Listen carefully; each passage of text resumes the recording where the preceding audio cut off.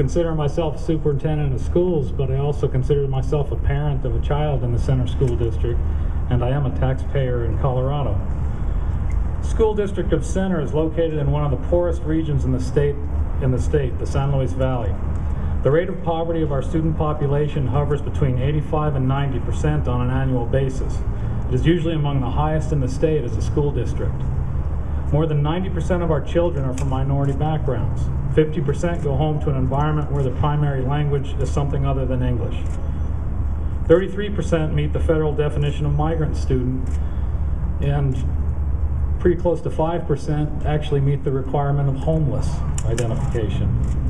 They grow and are released into a community where a teaching paraprofessional position beginning at $13,000 per year is viewed upon as being a good job, perhaps even a career. Other employment options include farm and warehouse work or pulling up roots and moving to the city while lacking the skills they need to compete and be successful. These children who come through our doors every day did not choose that circumstance. Their circumstance chose them. However, they and we have grown to understand that their way out is a good quality education.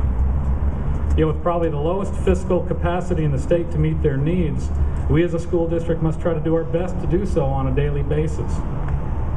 We know good quality teaching makes a difference, yet we must reward the people who choose to work with our children with among the lowest teacher salaries in the state and year after year of frozen salaries. We know strong instructional leadership makes a difference, yet we must reward our courageous principals with long work hours, low salaries, and sparse resources while maintaining the highest of expectations for their performance. We know up-to-date training, curriculum, materials, and technology make a difference. Yet year after year, though the costs of these resources continue to increase, we find ourselves reducing and even eliminating the budget lines from which we used to purchase them. People say, just go to your community and ask for help.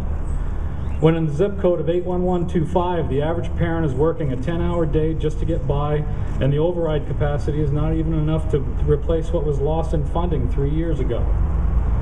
Living in rural Colorado means we need to expect to do without some things. We live without malls. We live without easy access to major cultural events. However, there's no reason why a child in rural Colorado should have to live without a quality education as defined by our state legislature through its accountability system.